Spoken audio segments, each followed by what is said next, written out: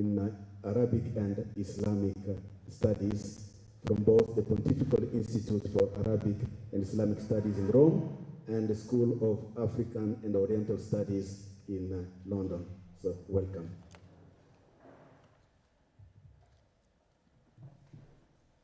Good afternoon, everyone. I'm here just to warm up the mic for the VC so that he can give you a proper and fitting welcome because he is our main host here in Tangaza. So I speak on behalf of IRDIS, which is the institute that is representing Tangaza in these different cooperations which are going on. So these meetings are taking place in the context of what we have just ended the past 2 days, a varied meeting, virtual exchanges in a religious Europe and Africa dialogue. So this has been the main occasion which brought us all together here. And at the same occasion, starting from long dialogue which has been going on, this has given rise to the foundation of the African Academy of Religion, which is also in the process of being inaugurated. So Variad is composed of different stakeholders. We have different universities in Europe that participate in this program. We have 2 universities from Italy, 1 university from Holland, and 1 university from France. Within Africa, there have been some universities that have been brought on board on this program. We have KwaZulu-Natal in South Africa, Arupe University in Zimbabwe, Dar es Salaam University, Makerere University in Uganda, and Kenyatta University here in Kenya, and lastly, not but least, the IRDIS, which is also part of this kind of collaboration between different universities. So the VRIT will have an occasion tomorrow at a certain time. We will give them a bit of time to explain what it is and what that implies for an institute like ours here in Tangaza. So mainly it is a kind of a virtual program, virtual exchanges on religion and interculturality, a new way of teaching. So these are new methods of teaching that they are trying to kind of experiment and put in place to the benefit of African and European universities. So that will be of great benefit to our university here in Tangaza and surrounding universities. The African Academy of Religion is a platform that brings together different universities within Africa, and it gives them that possibility of collaborating in research and publication. So the scope is unlimited, what we can do together. So together we can achieve more. So we hope this collaboration will go a long distance further. So in line with the African Academy of Religion, there was already a conference which was organized last year in January.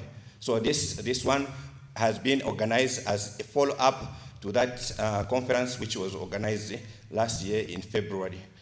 So in a sense, today, after this conference, we hope to formally put in place at least a committee that will steer towards the formalization of this African Academy of Religion.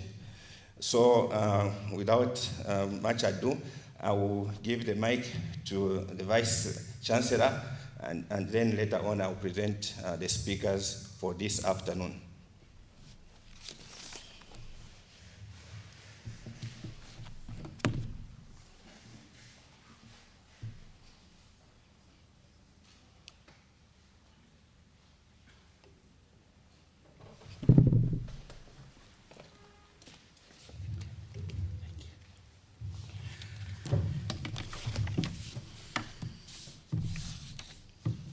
So Reverend Dr.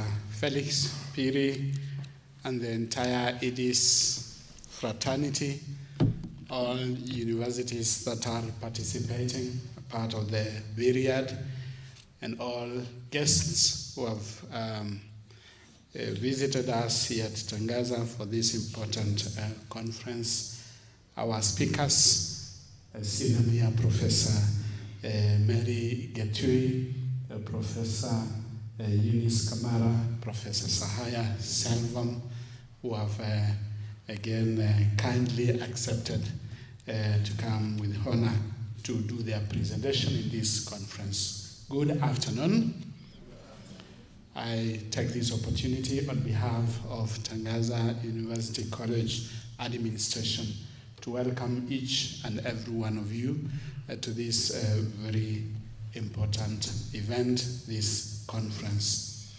Tangaza welcomes you all at this conference on the role of religion in academia that has been organized by the Institute of Interreligious Dialogue and Institute Islamic Studies, which is one of our big institutions here at Tangaza.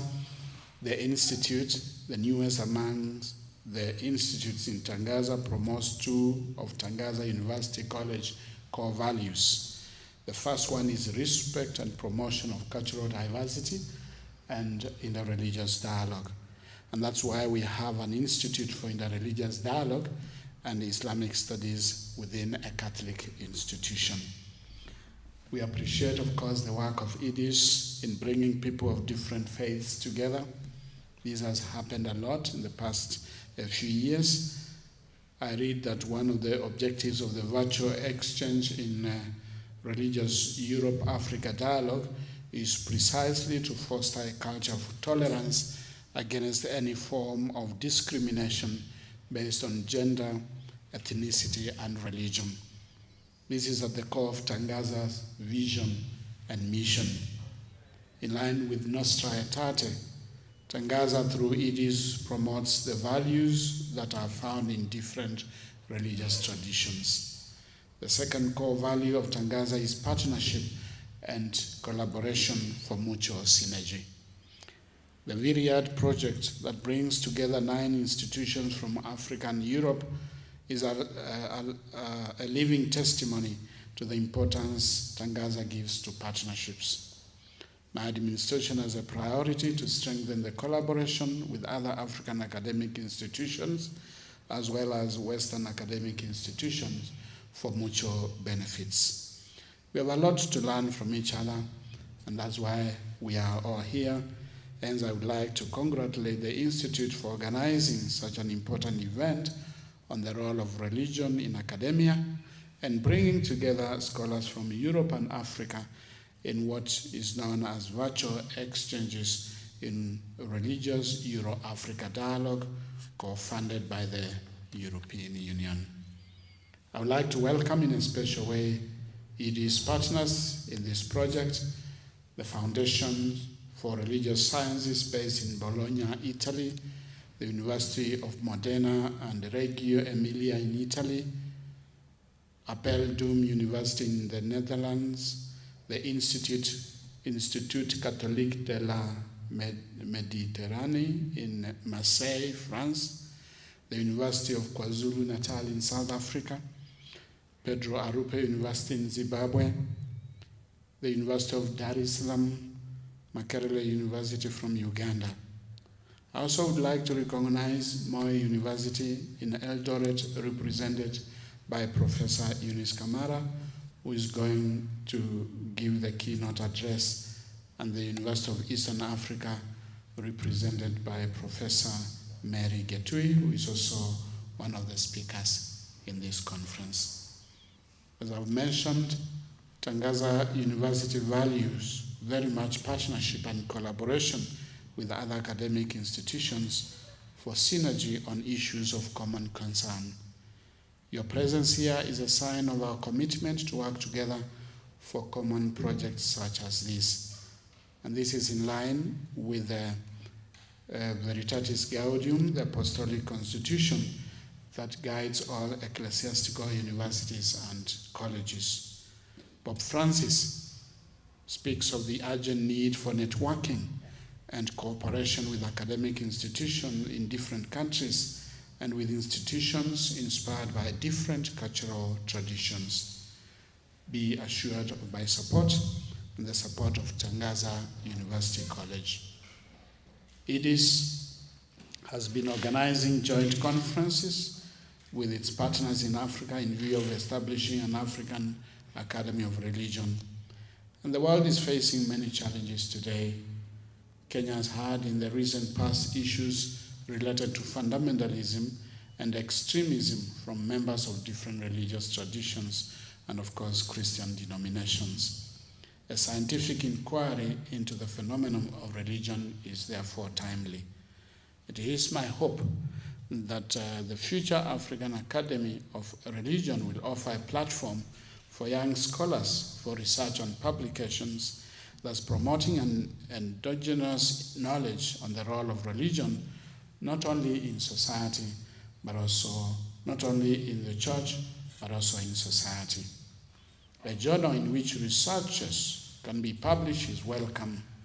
Moreover, the academia could both state and non-governmental institutions in policy making. I wish to see programs such as religion and politics, religion and diplomacy, religion and sustainable development being developed even by Tangaza itself, but all the universities that are participating, and that way we shall be able to contribute to this very important matter of concern. In a nutshell, it is about the religion and society, and I cannot wait to see this project realized in collaboration with all our partners. And once again, I welcome the initiative, and I will support the initiative whenever I can. I wish you all who have come to participate, and even those who are following virtually, a fruitful deliberation during this conference. Welcome once again.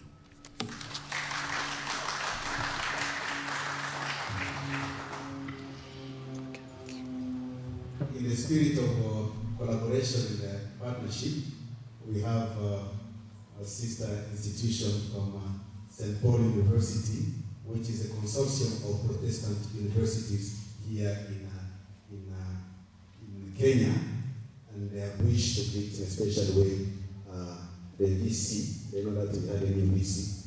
I asked a Reverend Scholar to come and present a gift to the VC on behalf of St. Paul. Praise the Lord. Assalamu alaikum. My name is Scholar Venerable.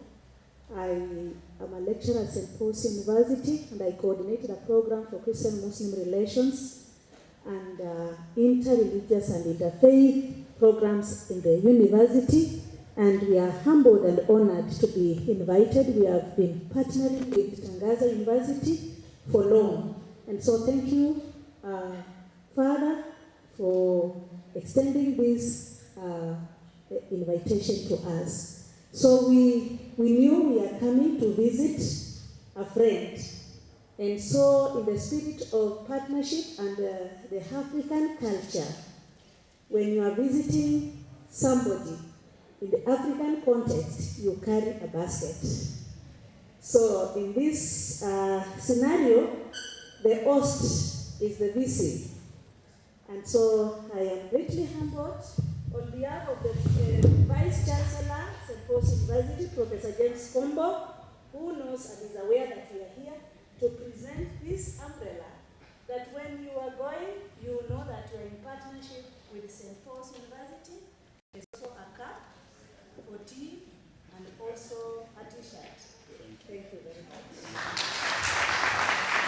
So thank you very much. Yeah. Allow me, thank you. Yeah, good, thank you very much. Allow me to invite you once again, Reverend Father Felix, and then immediately follow Professor Eunice Kamara, who is already online, ready for the presentation.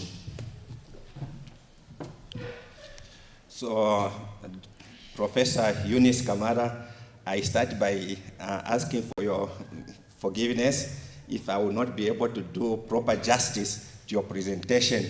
By an accident of communication, we are not able to get your biography. So I just put a few notes together to present you. Definitely this will be very insufficient. So Dr. Eunice Kamara is at Moi University in Eldoret, and she has different qualifications.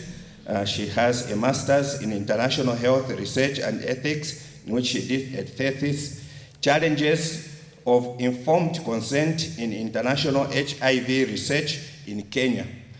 She has a doctorate in African ethics, on which she did a thesis on gender relations, youth sexuality, HIV/AIDS in Kenya. And then she has another master's in which she had a thesis entitled Socio-Economic Implications of Roman Catholic Teachings on Family Planning on Families in Eldoret. So looking at her qualification, most of her recent publications, they are in the health sector. They deal with the health sectors. But her earlier publications, they also touch on religious matters. For example, in 2010, she published something on the role of interreligious education in fostering peace and development. This was an article published in an international, in a book, in the International Handbook of International Interreligious Education. And in 2011, she published another one, Towards a Culture of Quality Management at SAS, that is the school here, in Moi University, Changing Lectures, Attitudes to Student Assessment. And she has got many other publications. So, Dr. Kamara, I'm sorry if I will not be able to present you extensively, but we welcome you and give you this opportunity. Maybe you can fill in the gap that I have left.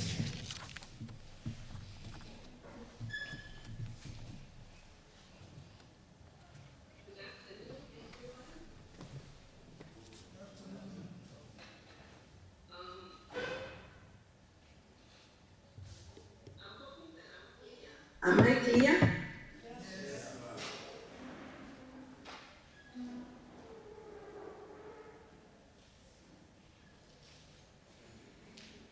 Okay, if I'm clear, I will request to share my slides. If I could be enabled, if the host could make me a co-host so that I share my slides. I have nothing to add to that introduction, except to say that I am quite around in academics, moving from one discipline to another, because I specialize in ethics, and ethics has no borders. Ethics cuts across, goes to higher education, it goes to health, it goes to anthropology, it goes to history. It's basically all over. So you'll find that most of my publications, they will have an ethics perspective, but they will be in any discipline. But much of it actually has revolved around health and well-being. So I look at how character values especially relate to health and well-being. Yeah. If the host would allow me to share my screen, if not, that's okay. I can go ahead and talk to my points. Is that okay? Hold on a second, we're working on it. We need to. Okay, no problem. I'm able to share now. I can see that. Perfect. I'm hoping that you are able to see my slides. Admin? Yes, you can see your slides. Very good. If you can see my slides, then I think it will be easier for us to put together with the presentation. There's some background noise. Please you bear with that. It's because I'm in a public place. And I couldn't locate a quieter place. But I believe you'll be able to talk. So my topic this afternoon is titled The Role of Religion, and I stroke it with spirituality in the academy. And here I'm thinking of religion in a much broader sense for purposes of making my understanding and our understanding of religion inclusive in the spirit of this conference. So I think of religion very often as beliefs and practices related to a supernatural or a transcendental other. And I look at spirituality as human search for meaning and purpose. And in our search, very often we end up with the supernatural or the transcendental other, which is where religion and spirituality come together. In moments of crisis, particularly during situations of difficulties, for example, during the coronavirus season, which was unsettling because we were like, there's no cure, countries which have very good health systems are unable to cope. What will happen to Africa? In such moments, people get into a lot of crisis and they begin searching for meaning and purpose in their life. And very often, this search ends up with God. And so I see a very close relationship between spirituality and religion. They are not quite one and the same thing. If I was asked, I would say that religion is a component of spirituality. Spirituality is the bigger thing. And therefore, when we talk about spirituality, we are more inclusive. We include people who may not necessarily believe in God per se, but they may believe in some transcendental other, or some holy other, or something bigger than themselves that can give them purpose and meaning in life.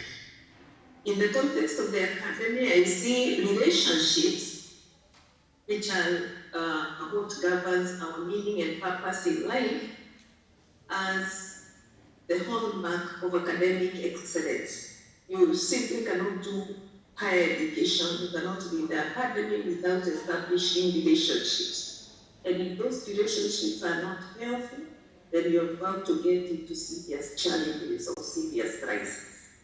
Then I narrow down to African spirituality, where I see spirituality as healthy relationships with God, with a relationship with the self, being at ease with yourself, with other human beings, in relationship with animals, with birds, with plants, with non-living things, as we call them, including things like mountains, things like rocks, things like rivers, all those, our relationship with the entire created world and all that exists in that world is what I refer to as spirituality, and which would then be narrowed down to religion in the context of theistic traditions.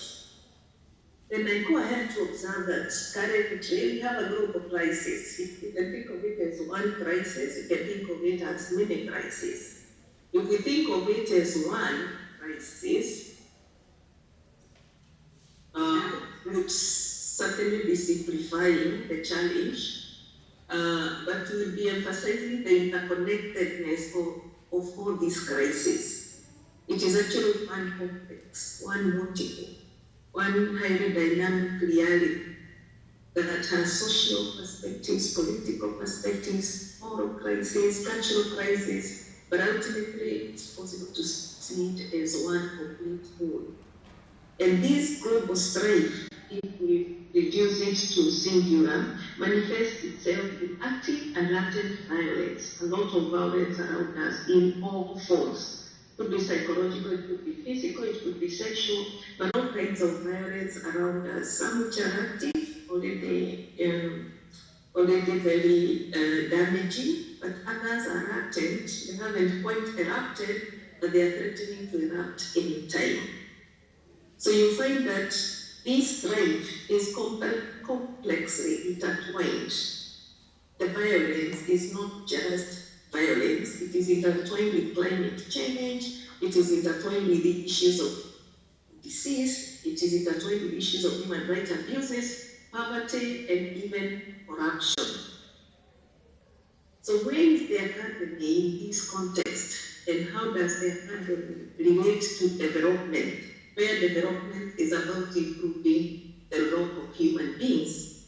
Now, education in general is key in cutting through this complex situation, and it is also key in building intellectual competence and consequently building peace and resilience. And the academy is revered as a bastion of inquiry, a bastion of analysis and of innovation. And the whole mission of the academy is to cultivate and disseminate knowledge, skills, and values to meet societal needs both at local and global levels. Very often we do poor or low quality education when we hang around knowledge and don't move to skills. Once in a while we move into training on skills, but on very few occasions we move into talking about cultivating and disseminating values, but we'll talk about that in a short while. For now, we regret that the mission of the academy is facing significant hurdles, because at the core, because within the academy, where we are expected to be teaching and learning, to be doing research and survey as our core pursuits, we have a strong desire to make profits. And in the process of making profits, we step on other people, or we forget about healthy relationships, or we forget about spirituality, whichever way you wish to talk about it. And yet, when you look at the Sustainable Development Goals, the current global blueprint for development, it places a lot of, or they place a lot of values on value. They value the person and the inherent dignity of each person. At least in theory, this is what is seen as being at the heart of development. The idea around Sustainable Development Goals is to facilitate factors in development. And values for certain, as SDGs seek to underscore, move development discourse beyond abstract aggregates. They help us to address discrimination and other root causes of inequality that lie at the heart of the global crisis that we are talking about. So that in essence, without values, development is not only elusive, but it is actually an illusion. So we see that SDGs and put a lot of emphasis on values.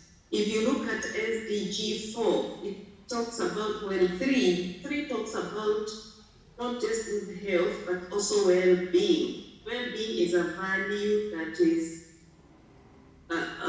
invisible. It is a value that is built around spirituality. When you look at SDG 5, it talks about equality, gender equality specifically. It's talking about some invisible reality that hinges on spirituality. If you look at Goal 10, it talks about reducing inequalities. It's also around inequalities. And you know, there's a lot of talk on diversity, there's a lot of talk on inclusion, a lot of talk on equality. And finally, SDG 17 talks about partnerships. For achievement of all these goals, we need partnerships, which is part of why we're in this conference today. We are talking about coming together to partner towards a common desired goal. For people to partner, there have to be values, there has to be relationships, there has to be spirituality. And that is why we are calling spirituality in this presentation. But there is a paradox in that within the academy, there is no defined methodology for incorporating values in our teaching and learning, in our research, and in our service. If we look at the history of education, for certain, we'll see that at some point, religion was so integrated into teaching and learning. But in what I would say is was a rather unhealthy way, because it was kind of exclusive. It was excluding those who don't belong. Religion tends to exclude in certain scenarios. But when we talk spirituality, which is why is another about spirituality. Spirituality does not draw borders. It recognizes the respect of persons. It recognizes that all are struggling, so to speak, all are struggling to find meaning and purpose in a way that all of us are actually walking each other home. We are all trying to find home. We are all in a process of trying to find meaning and purpose, and therefore we come together in relationships. But when we look at the way we do our business in the academy, when we are teaching, when we are doing research, or even when we are engaging in community development, we don't think about values. We don't incorporate values. If you think of internationalization of higher education, for example, is one of the biggest or the most popularized and the most well-funded effort to prepare students with international awareness and intercultural competence, is seen as something that will effectively equip people or those students for an equal global future. That's an assumption, though, because when you look at our curriculum, even the curriculum that talks about internationalization of higher education, you don't see values. You don't see any outcome that is expected out of this intercultural awareness and competence. And those of us who are in education know that if you don't know what your outcomes are, it's very unlikely that you're going to achieve them. So if we don't have any outcome in the context of internationalization of higher education, as an example of how the academy lacks in analysis of values, definitely it means we can't achieve much in that arena. And what happens, sadly, is that internationalization of higher education becomes counterproductive. Instead of promoting equality and justice, it promotes inequalities and injustices, because individual institutions, individual persons, individual universities are in pursuit of their own material benefit at the expense of values, at the expense of interrelationships.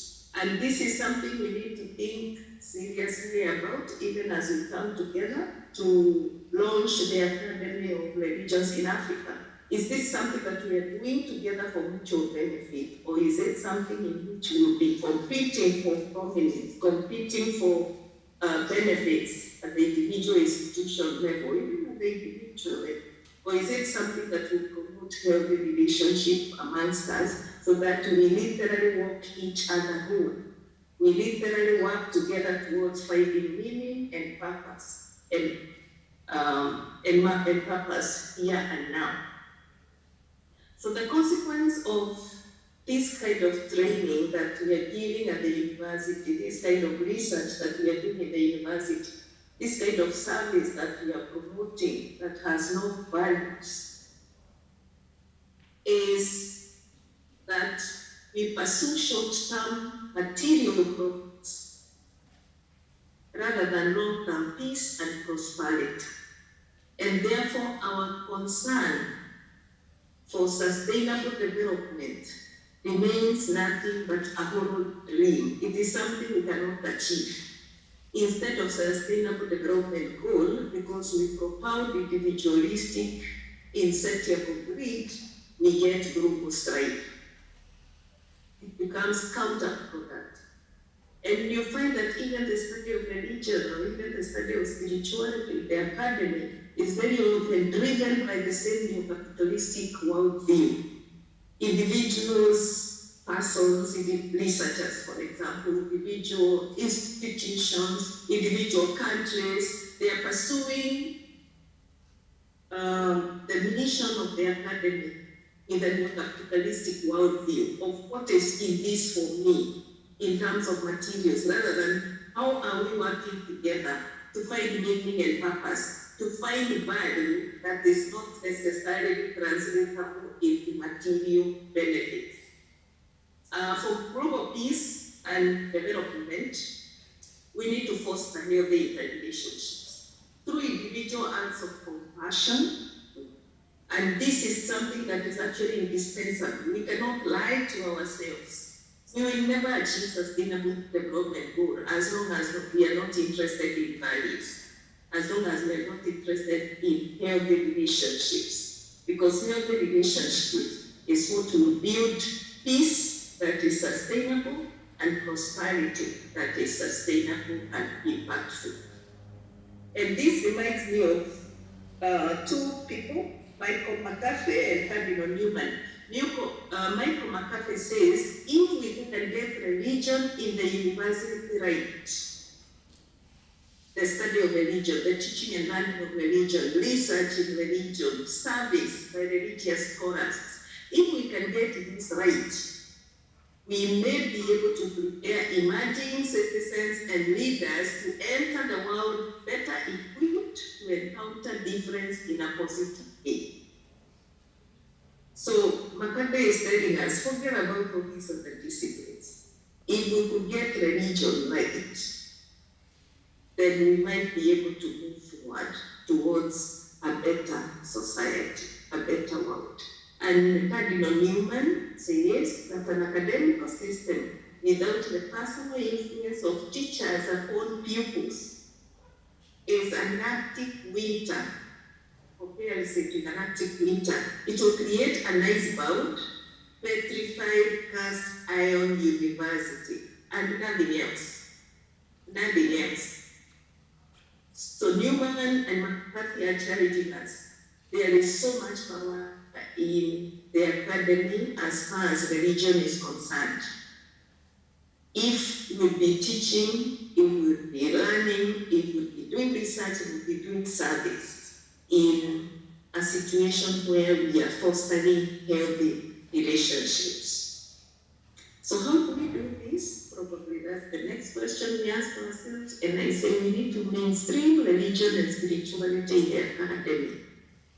Because this reality that we call religion or spirituality is capable of giving us quality, relevant, and sustainable higher education.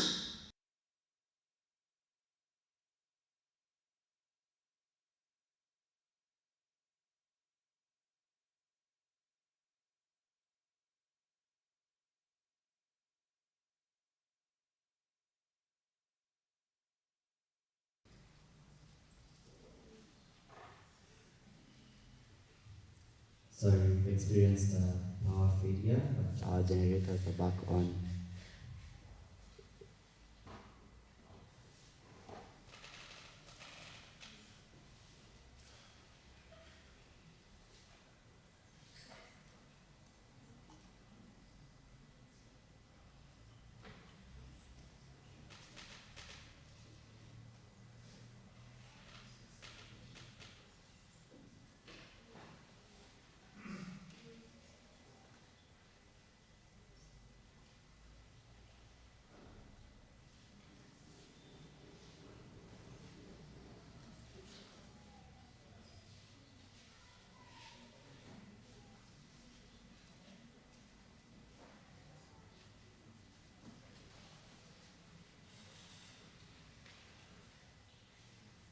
You can see, it's impossible for us to lead others to see. Again, I draw on the words of African sages. It may seem insurmountable, but Barack Obama reminds us that yes, we can. And Wangari Maathai, the African female Nobel Peace Prize, the only African female Nobel Peace Prize winner as of today, the late Wangari Maathai says, all of us have a God in us. And that God is the spirit that unites all life, that unites everything that is on this earth. What we need to remember that it is not just Christians who have this God in us, it's not just Muslims who have this God in us, it is everybody, every human person. And therefore we have to find a way of creating healthy relationships amongst ourselves within the academy, so that we are able to spread that love beyond the academy. Very few disciplines are interested in the subject of love. or even of spirituality, because these are invisible realities. They are not material things. We are more obsessed with material things. And yet, it would appear that this is where things are. This is where global peace is. This is where global progress and prosperity is. We need to rededicate ourselves into more robust and more systematic study of these invisible realities like love, which spreads across all human persons. It's not limited to one religion. It's not limited to one group of people. It's not limited to one sex. It's across all human persons. I was actually very gratified to hear a few minutes ago a reverend, it was a female reverend, I believe, open her conversation with the word Assalamu alaikum. And I said, excellent. This is the spirit. We need to be not just tolerant, but understanding of each other, appreciating that every one of us deserves respect. Every one of us has dignity, and everyone needs to be part of the process of creating a group or a world that is at peace and prosperous. And we are reminded that we cannot feel overwhelmed by this subject of invisible realities like love, because as Nelson Mandela tells us, if people can learn to hate, they can be taught how to love. If people can learn to hate, they can be taught to love. For love comes much more naturally than its opposite. All human beings are created for love. So love comes much more naturally than hate. But we have managed to teach ourselves hate, and it has worked. So if we have been able to teach ourselves hate, how much more easy it would be to teach ourselves how to love when we have naturally been built to love. Those are the words of Mandela. And to close this conversation, I say we have African spirituality that is embodied in Ubuntu, which emphasizes loving relationships with oneself. Love yourself. Love everything else around you. Love the supernatural. Recognize the unifying spiritual force within each person. And I'm thinking, perhaps we in Africa, perhaps the Academy of Study of Religion in Africa should be thinking about something authentically African like Ubuntu values, and thinking of how this may be integrated into the mission of the Academy, into teaching and learning, into research, and into service, so that we can build greater interconnectedness, greater care, greater compassion, greater mutual respect. And in so doing, we can be certain that we can bring about peaceful and flourishing global community. In the spirit of where I am physically located at the moment, I will say, Danke schön. Thank you very much. Thank you very much, Professor Eunice Kamara. We know that you are in Bayreuth, I think I pronounce it well, in Germany, and we have found time to address us in between two conferences. Thank you very much. I'm not sure if you will have maybe a few minutes for questions, or Professor, according to your time.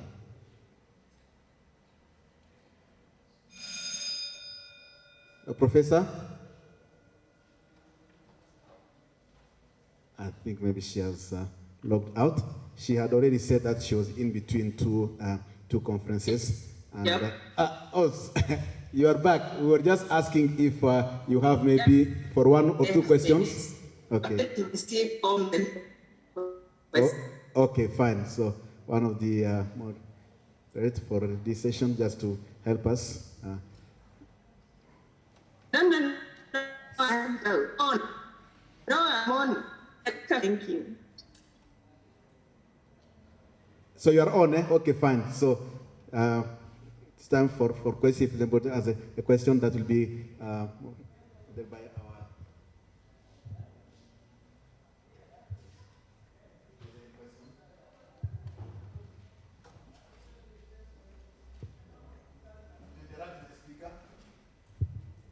Recording in progress.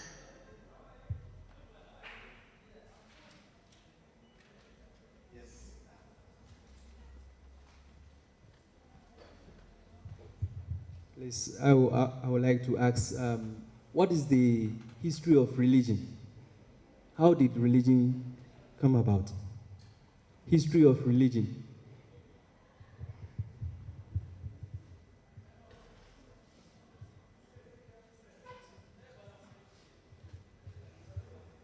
Yes, Prof, you can proceed and respond. Thank you. Okay, if I heard right, the person is asking what is the history of believing? History of religion. Oh, history of religion, okay, which is, okay, beliefs or whatever. That's a huge question. I wouldn't know how to address it in a few minutes. Of course, as scholars of religion, we know there are sociological theories, there are psychological theories, there are all kinds of theories on the origin of religion, where it came from, and how it is perpetuated. But if I was to answer this in 1 minute, I would say that the history of, and this is an opinion really, rather than a fact, that religion is probably something defined religion to be. If we think of religion as a human institution, it is possible to trace it back to a specific moment in history and to identify specific religions as having started at specific times. But if we think of religion as, in a broader way, as how human beings relate with themselves, with others, with God, with all that is in creation, then we can say that religion is as old as human beings. As far as we know, it is possible that there never was a time when there was a human person who did not have religion, did not have relationships. Because human beings are created for relationship. In ourselves, we relate with ourselves. And we know we can have relationships with ourselves, we can have bad relationships with ourselves. All of us, regardless of whether we believe in God, we know we relate to something else beyond ourselves. We think about something else beyond ourselves, something that often has more power than we do, something that has more life than we do, and to be translated into religion if you wish. So in a short response, I would say religion is as old as human beings, because it is what human beings are. Thank you. Thank you, Prof. Please, is God a God of religion?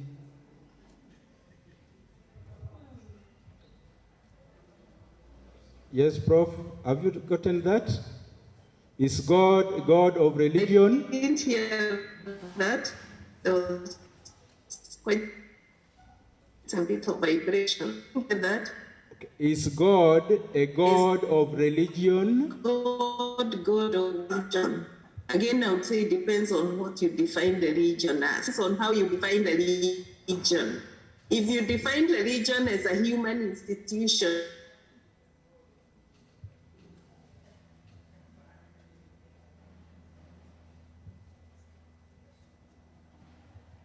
We seem to be having a network problem on your side, Prof.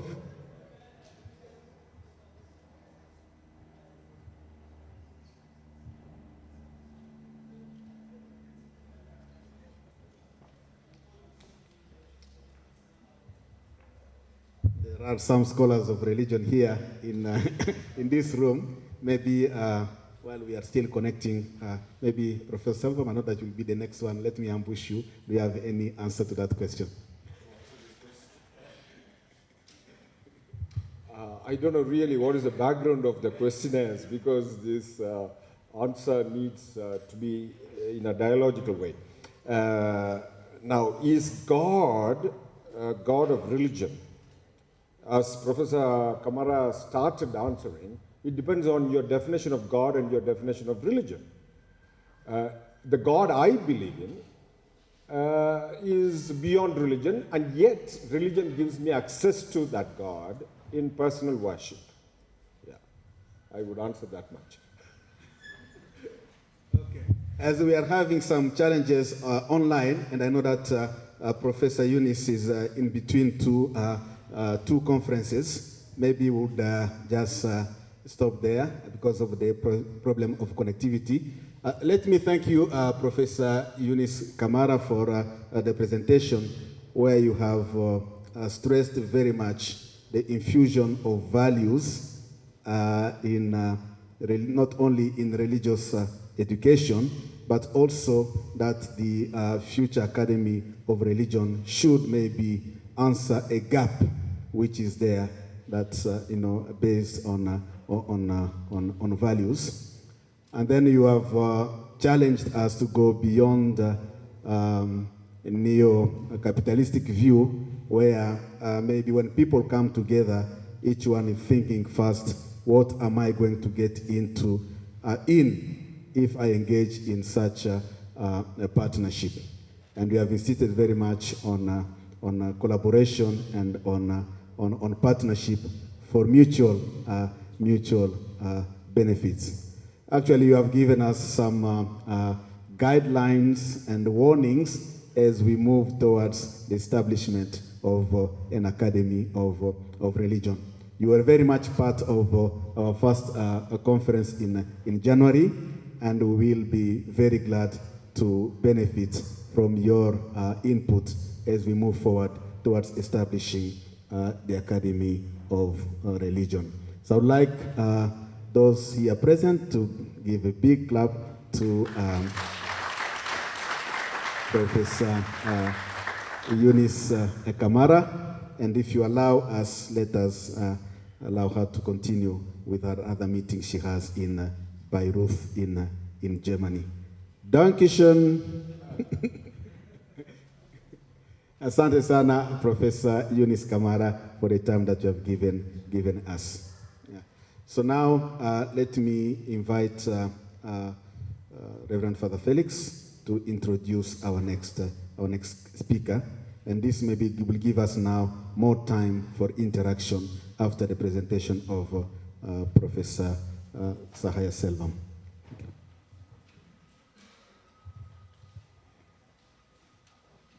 So Professor Kamara addressed the theme, the role of religion in academia, the role of religion in academia, scholarship as a vocation. That's the theme that she addressed.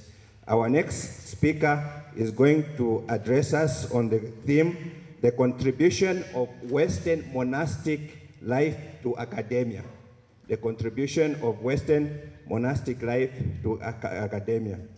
So our next speaker is Reverend Dr. Sahaya Selvam, who is a Catholic priest of the Salesians of Don Bosco. He is originally from India. Father Selvam has served in academic and pastoral contexts in East Africa for 31 years. He has been here in this region for 31 years. Religion and spirituality and well-being have been the central focus of Father Selvam's academic work that extends over 35 years. He completed his master's degree in philosophy at the age of 23, specializing in philosophy of religion. He arrived in East Africa in 1992. His interest drifted to phenomenology of religion, focusing on African traditional religions. He has taught courses on Eastern religions, philosophy of religion, psychology of religion, and comparative religion. His MA and PhD work at the University of London in the years 2008 and 2012 explored the mediating role of character strength in Christian mindfulness based on interventions attempting to facilitate recovery from addictive behavior. He is author of over 30 peer-reviewed articles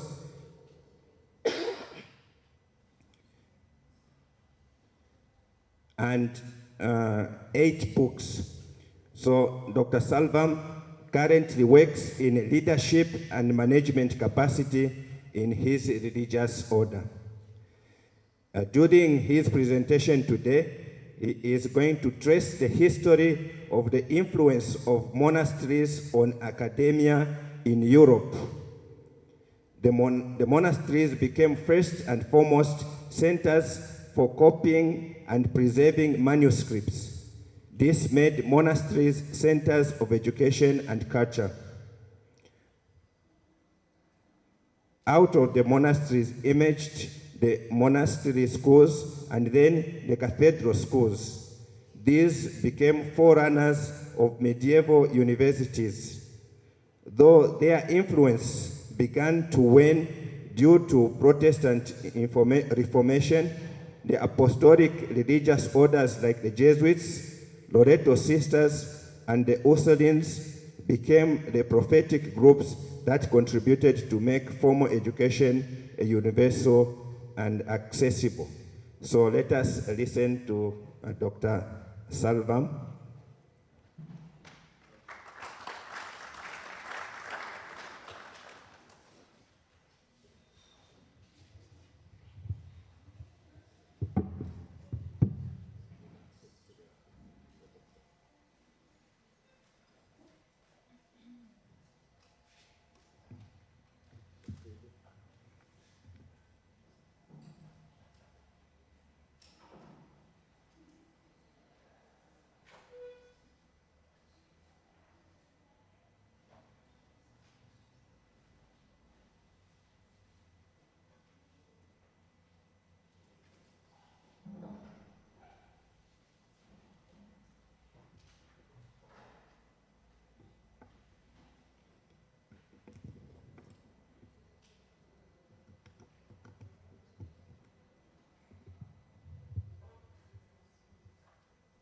So good afternoon. I'm a visual thinker and I had to prepare some PowerPoints. I hope the PowerPoints are on. Okay, well done.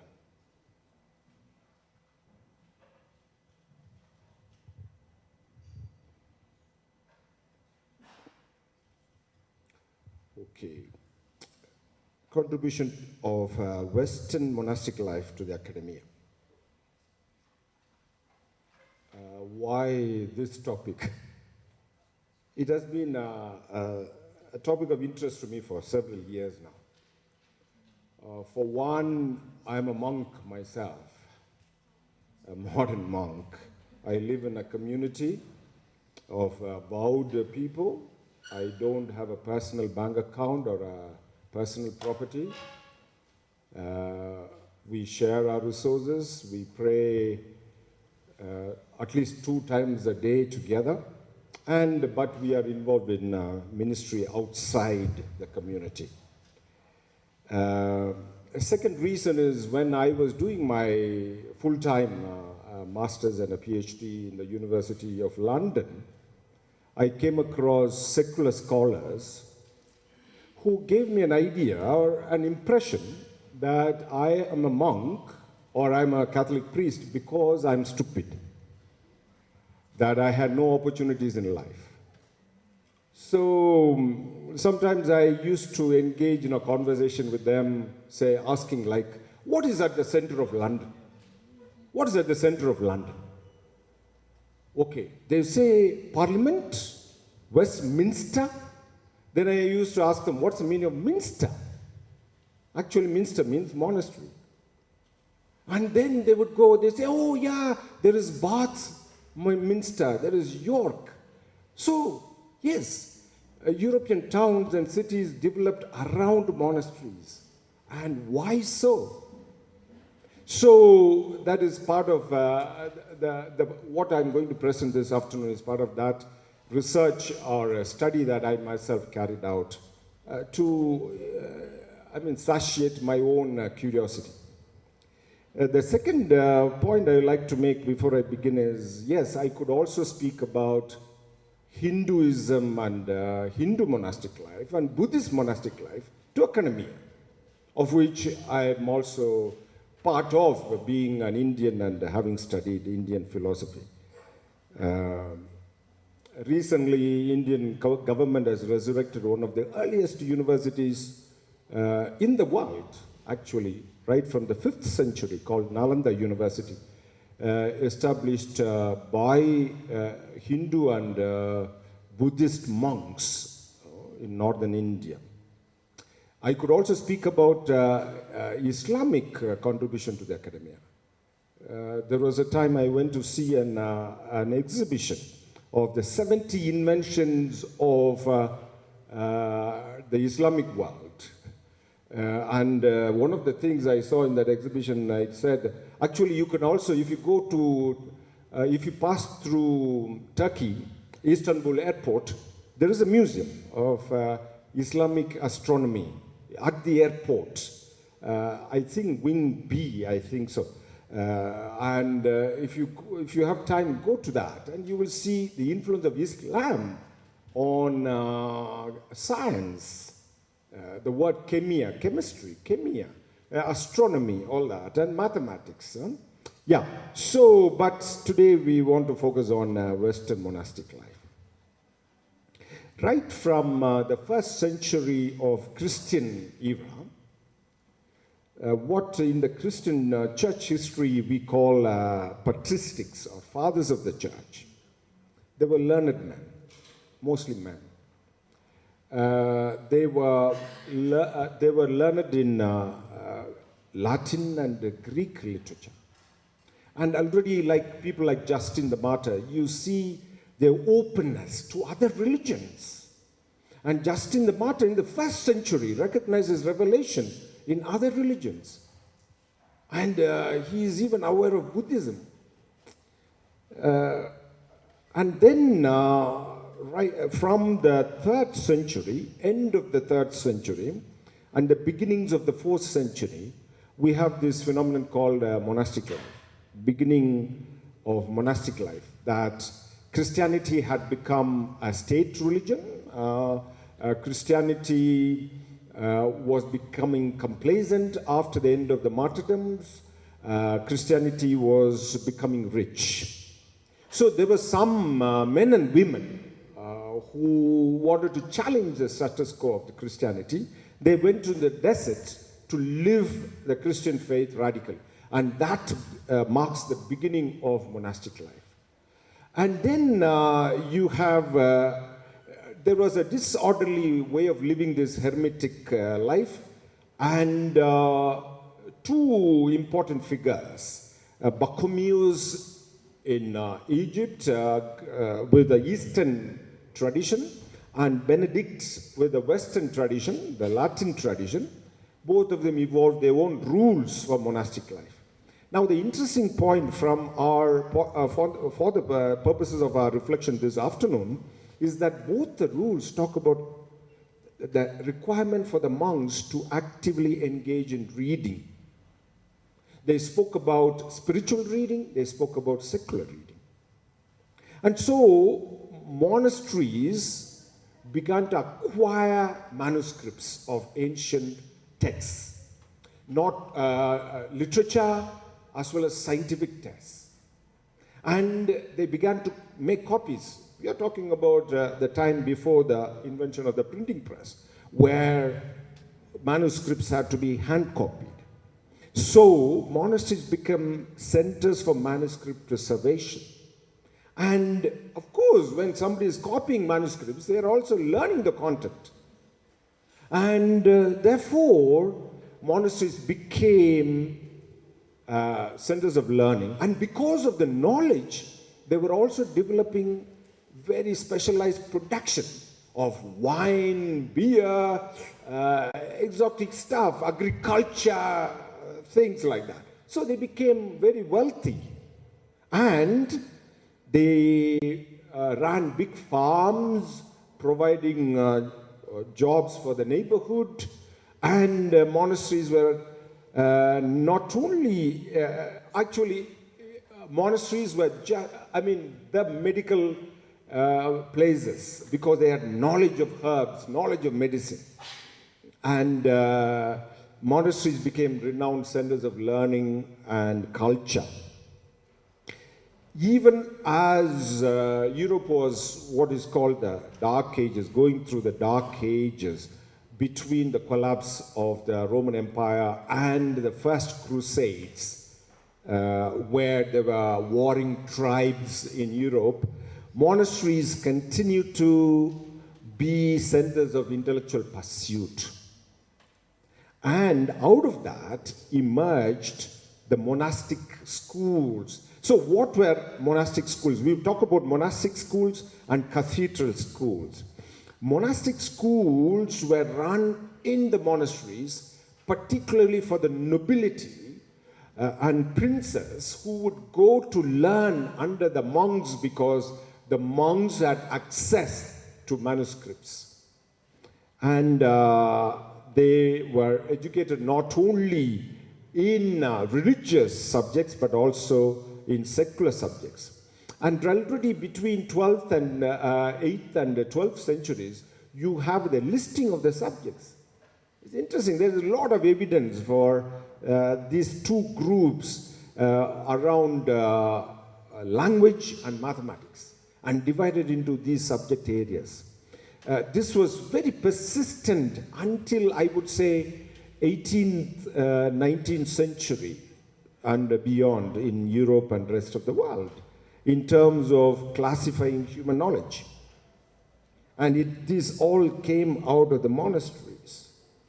And it's only in the 19th century that we have development, with colonial history, we have development of subjects like anthropology, psychology, sociology, with Auguste Comte, and then subjects like economy, economics, which are very recent subjects if you compare with these subject areas of human knowledge. And then came the First Crusades. From an academic perspective, we can also evaluate it from a religious perspective, with all its negative implications. From an academic perspective, this was a very key milestone in the history of academia, in my opinion.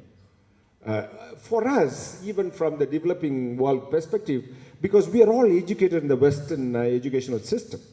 So what happened was, Aristotle, even though he was Greek, and today we look at it as West, actually Greece is not West in terms of the development of civilizations and human knowledge. And from the time of the collapse of the Roman Empire, Aristotle's work went into sort of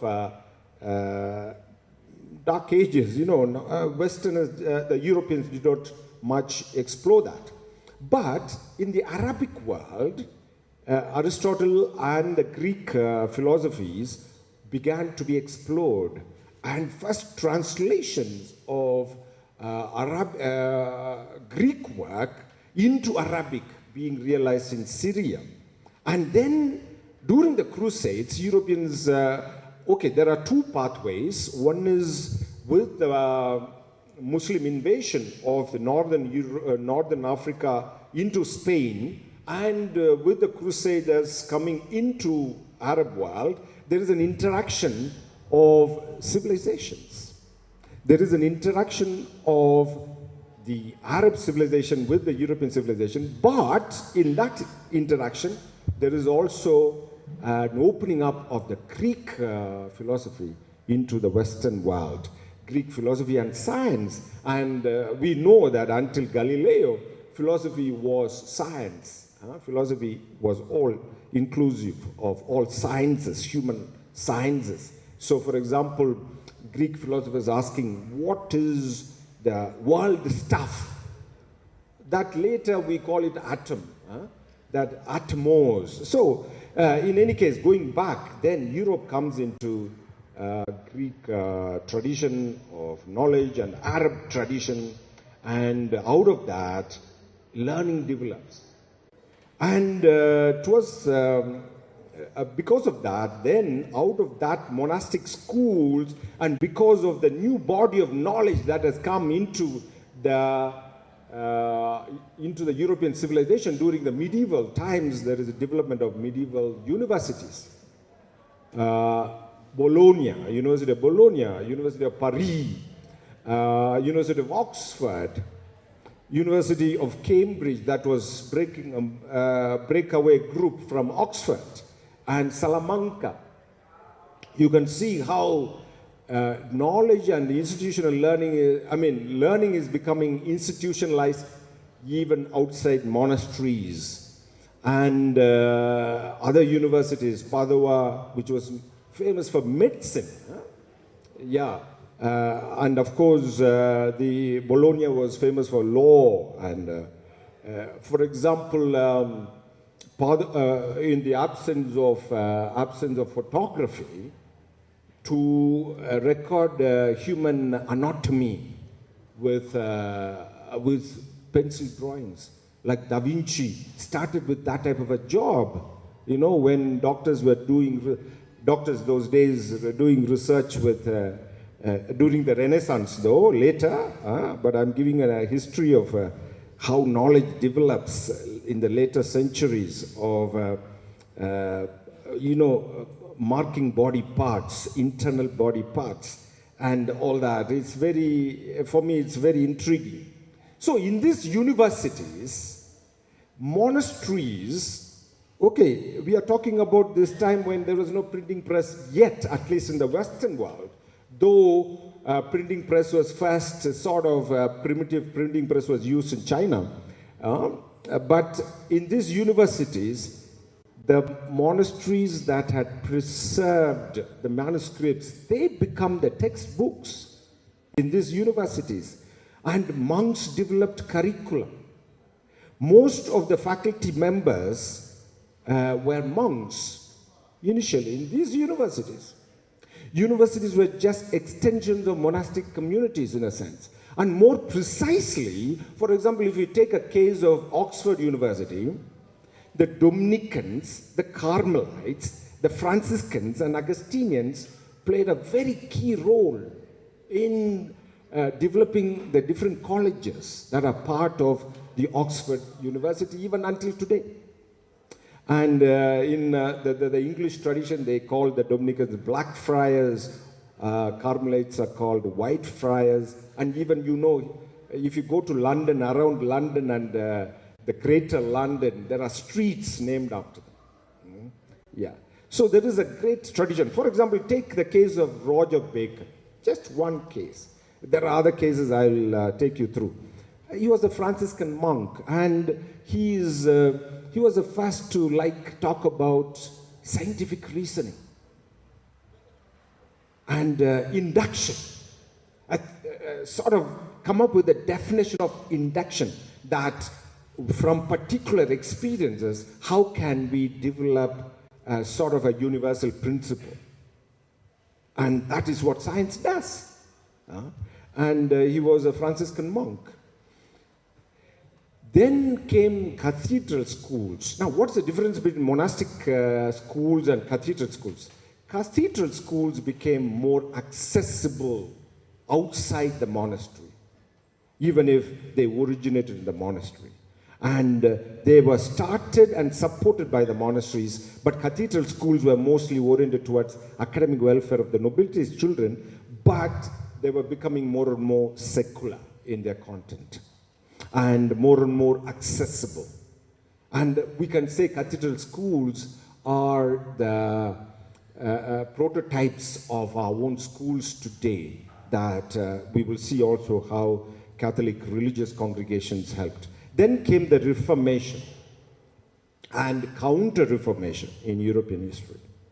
And as part of the Counter-Reformation, there was also internal sort of reformation within the Catholic Church, marked by, we can say, three movements. One is reformation of religious monasteries, like starting with the Carmelites by Teresa of Avila and John of the Cross for men, and foundation of the Society of Jesus by Ignatius of Loyola, and the Council of Trent.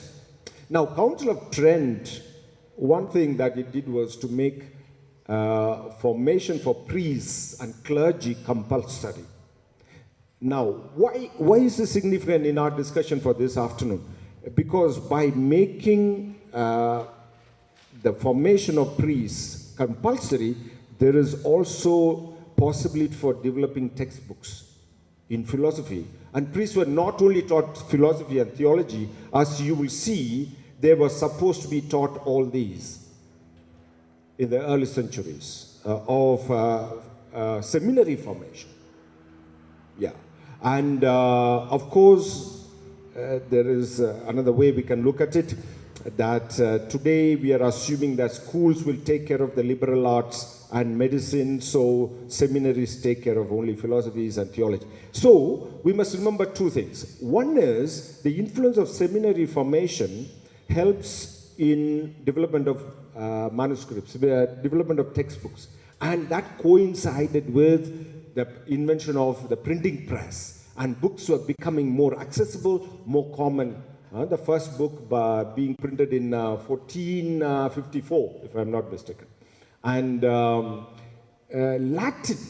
Latin as compared to Chinese, Sanskrit, and Arabic, which were very scientific languages, very well-developed languages, where, with the printing press, with 26 letters, Latin had an advantage. Okay, and therefore, and secondly, because European interaction with the rest of the world was developing through shipping, knowledge was getting gathered, and I think that played a very key role in the domination of the Western civilization until to this point. So, for example, the first time Quran was printed in Venice, there are theories about who printed the Quran first time. When Quran, the Holy Quran went into print for the first time by an Italian son and father and son company, it was rejected by the Arab world because it had many mistakes, because Arab as a text was difficult to go into print. And that was the same with Sanskrit and Chinese. Like my own language has 260 some letters. It is difficult to go into typeset. Latin has an advantage with originally 23 letters and now 26 letters. So anyway, as knowledge develops, now Copernicus, a clergyman. And interestingly, even Copernicus, there are theories that say his heliocentric theory was 200 years old in the Arab world. So you can see how, but knowledge is developing. But my point here is that monks are becoming scientists with all this knowledge that was exploding the Western societies.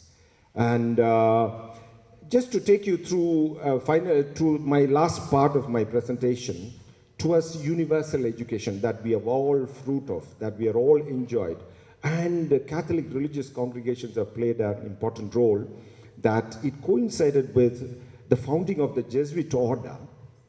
What Jesuit order Ignatius did was to take monastic life into the streets, of which we are all part of. That means it is not people going to the monasteries to learn, but monks going out. And look at the statistics, look at the figures.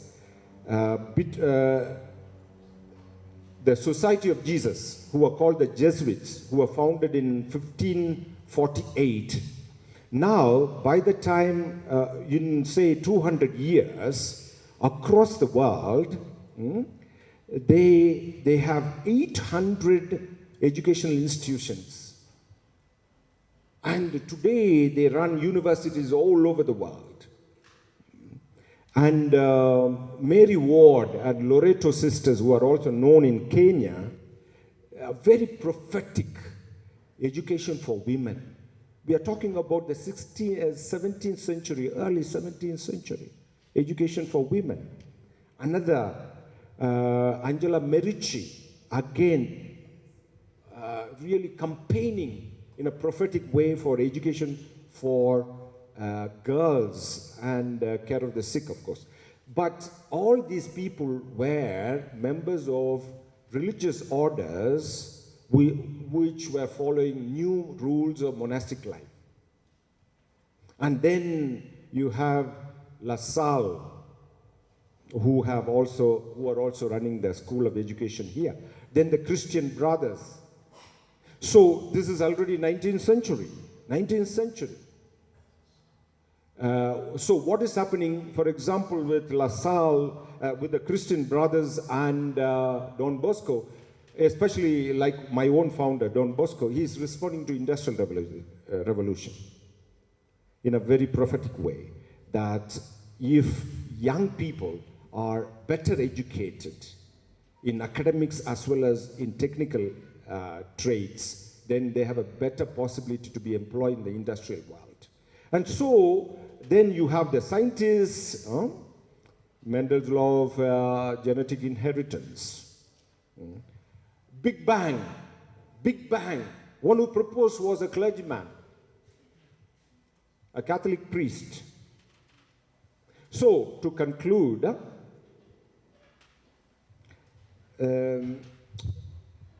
why I have taken you through this topic, just a particular topic of influence of Western monastic life on academia, and to really trace how their influence on even present structures of universities. You know what is a graduation gown? Do you know what is a graduation gown? Graduation gown is simply a modification of monk's habit. Okay, so just to take you through that, in short, religion, I told you I could also talk about Buddhism and Hinduism's influence on academia and Islam's influence on academia, that religion has contributed to development of human knowledge and the imparting of human knowledge and the preservation of human knowledge. So for me, it is an anathema, it's a contradiction that certain fundamentalist approaches to religion gives an impression that when you go to God, you have to abandon your brain.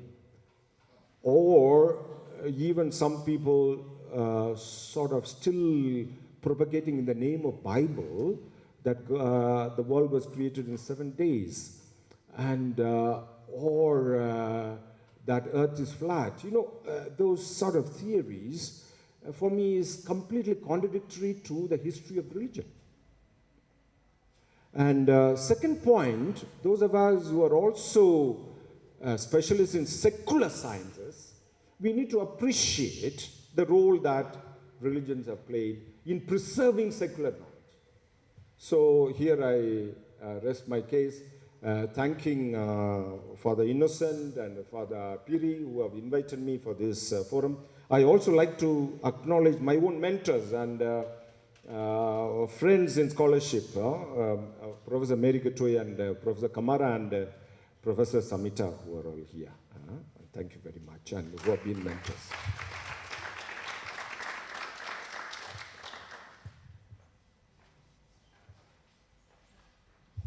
So thank you very much, Professor Selvam, for taking us through a historical development of the role of religious men and women in not only in the preservation of knowledge, but also advancement of knowledge, and the prophetic role that they really played, and the role that a future Academy of Religion can play even in our world today. that prophetic role, following the example, so it's not something new, because then, following your talk, there's a certain sense of humility. We are not starting something new, yeah? We are just building on a tradition, yeah? Building on a tradition. And the way you are talking about preservation of knowledge by the monks, what was going on in my mind is something which is being developed by our partners, especially in Dar es Salaam, in preservation of indigenous knowledge. That is something that the University of Dar es Salaam, under the leadership of Dr. Evariste Magoti, that's the line they are taking. And that could be enrich also the future Academy of Religion, preservation of indigenous knowledge, and so on. So I don't want really to repeat what you have said, because that is really, but you have given us food for thought. So once again, let us clap for him. The one moderating and for questions. So we have about 20 minutes of interaction with Professor Selvam. Yeah, he's also a specialist in history, philosophy, psychology of religion. He's a psychologist. So question which were not asked to Professor Eunice Kamara can also be addressed to him. Allow me to recognize also a friend who is here, Fred Musindai. Please stand up. A Benedictine monk, specialist in Islamic studies, founder of a monastery in Cairo, recent foundation, and also member of Shia Catholic Monastic Dialogue. Yeah. For more than 20 years, there is an inter-monastic dialogue between Catholics and Shia. And it's through him that we also opened up to Iran. So thank you very much for you being present here. Karibu.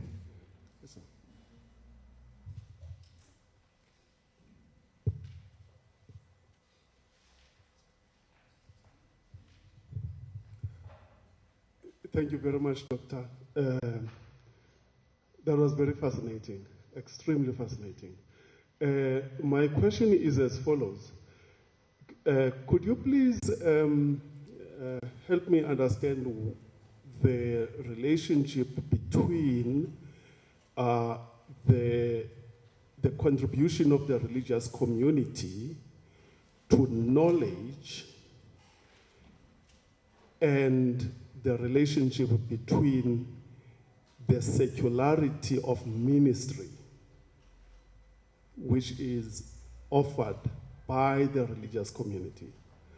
I'm asking this question because it could be my ministry as a religious practitioner to teach young children how to swim in an area where there are several cases of drowning, where children are drowning, and as my service to the community, I may learn skills on how to swim and then transfer those skills to the community as a form of ministry.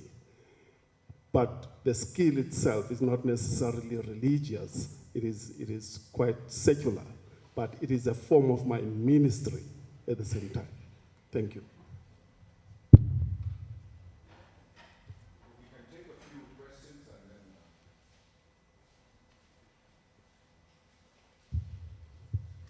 and then... Good afternoon, everyone. I'm from Uganda. I wish we could go back to the slide we are talking about the Big Bang Theory.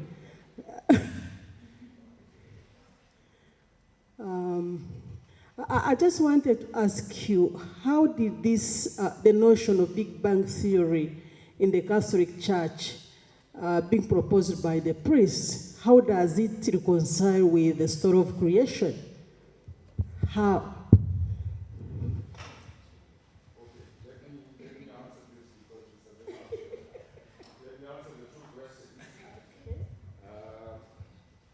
Let me start with this one, because a lot of Catholics think, I don't want to talk about other Christian traditions. A lot of Catholics think that they are more Catholic by denying evolution. I would like to tell them that they are not up to date. 100 years earlier, they are at least 200 years old in their thinking. In 1952, Pius XII wrote an encyclical called Humani Generis, in which the Pope suggests that a Catholic may accept the evolution of the human body. For leave alone the universe, we have gone beyond that. Okay? So it's a question of looking at the documents. Now, how do you reconcile creation and evolution? To me, it seems very simple. To me, it's simple. Of course, the French Jesuit paleontologist Teilhard de Chardin had a wonderful idea about it. Of course, he goes into mysticism from science. I also rely on his own thinking, which was suppressed initially, though, who died on who was buried on a Easter Sunday on a rainy day, attended by less than 10 people. But I think he was a paleontologist. You know who is a paleontologist? Who does research with fossils. Yeah. And so, very simply, to summarize his ideas and how the church, even the Catechism of the Catholic Church now talks about evolution and creation. To me, science is contradictory when they say the first atom that existed before the Big Bang happened by chance. Because in science, nothing should happen by chance. Okay? Science simply tries to decipher cause and effect. And when you trace causes backward to causes, there is an ultimate cause. And so where did that first atom come from, out of which, because of the Big Bang, the whole entire universe came about? So that is creation. That had to be created. That is it for me. So ex nihilo theory. Okay? So, so the Big Bang cannot come out of nothing. That is it, simply. Now, you want to understand whether these things happen in 7 days, in an anthropomorphic way, that is up to you. Whether these, and then you say, now, are these days 24 hours, days, or they are millennia? Okay? So those are now ways of, now I'm teaching catechism now, yeah. Now, coming to this question of monastic life, religious life, and academy, knowledge, and ministry. I don't see a difference between teaching agriculture and teaching swimming. Monks taught agriculture. Okay, from early centuries to the neighborhood. Monks taught winemaking. Okay, medicine. So that is what exactly you are doing when you are teaching swimming to a group of kids. Now, there is certain knowledge that is also transferable into skills that is assumed in that whole process. That means even a religious like me today who is teaching basketball to a group of youth has to be trained in a scientific way if I want to do justice to that. And that is where the challenge to contemporary religious members is. Yeah. So, unfortunately, today I hear that even in my own religious order, that knowledge is identified with degrees. And sadly, religious communities are not centers of learning in themselves, more and more. Or conversations are revolving around football and ugalinam chicha. Then centers are not, religious communities are not centers of learning. So, for example, I don't know if you're a religious, I tend to think you're a religious, okay, because of your question. Religious communities, there is a Benedictine monk here, have reading, for example, common reading, spiritual reading, and sometimes secular reading. We used to have both. Common spiritual reading, common secular reading. We used to do during lunchtime secular reading, and it's all gone. But why was that there? So that the community has a common knowledge. I can be working in the garden, I can be working in the kitchen, I could be just doing accounts of the community, but we all have certain common knowledge. Not only about inner world, but also about the outer world. Okay? So those are now traditions. And so if you're from an active congregation, I would say we have to rediscover the spirit of the cloister. Okay, thank you. Any other question? Is Adan Jarso.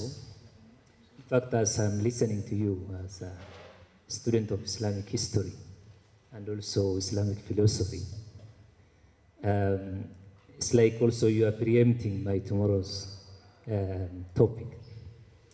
My question is now, we can see from the time of Plato, to the Christian world, then later to the Islamic world, then the nowadays Western world. You see that competition in terms of developing human knowledge between religion and science for all that time.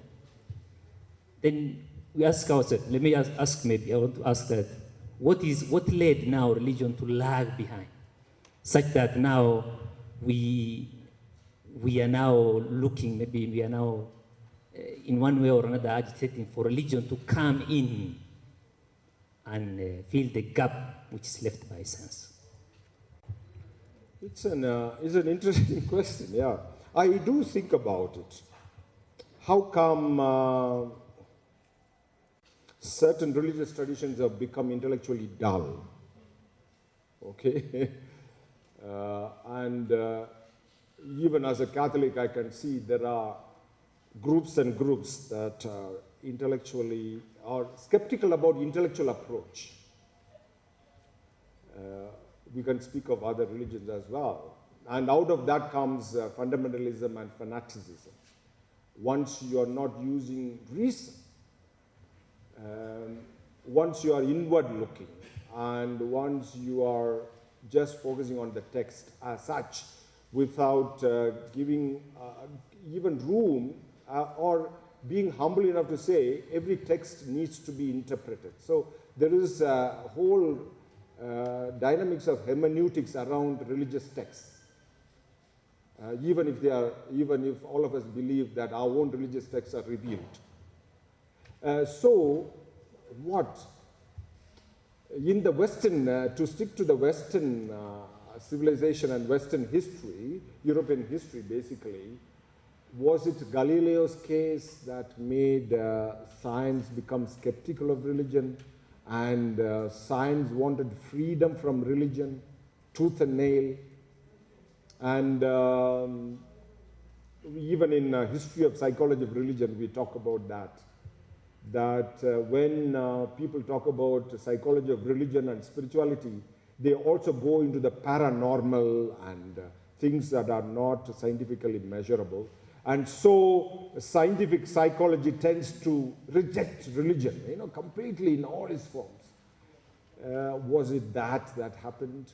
Was it so the Enlightenment, the development of science independently, and was it Reformation itself, suppression of monasteries, suppression of symbolic language around religion, okay, which also then coincided with the printing press and expansion of human knowledge and the freedom of physical sciences.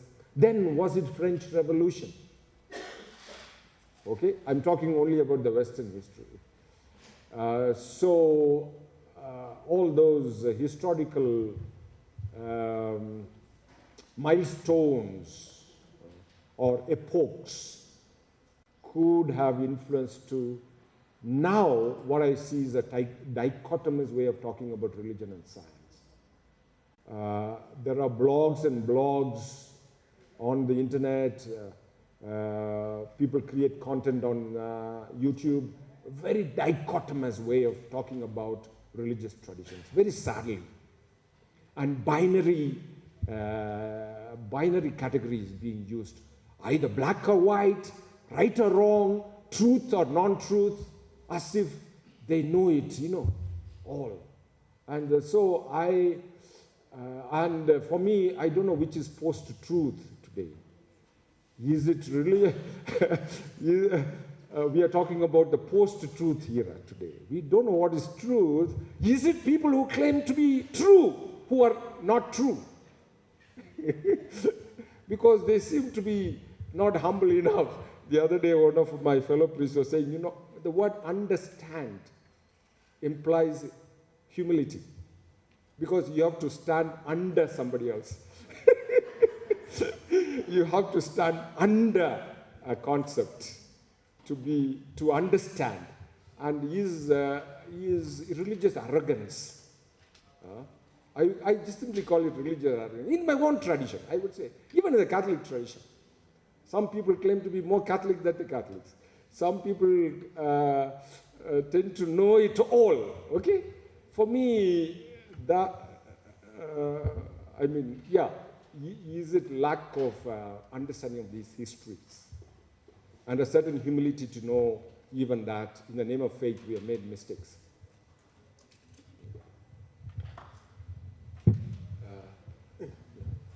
Somebody to moderate? Yeah. Okay, thank you very much. My name is Chris Tuhirwe from Makerere University, Uganda.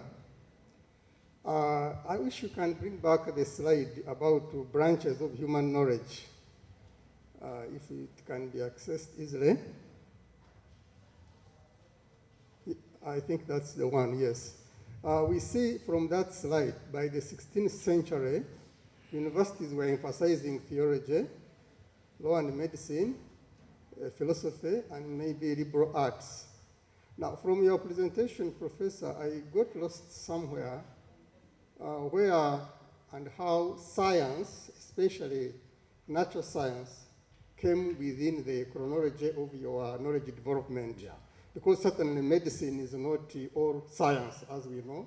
Correct. And probably also tie that with how did we develop a dichotomy or probably even a contradiction in understanding between science and religion, which somehow still exists up to this day. Thank you. Yeah, interesting.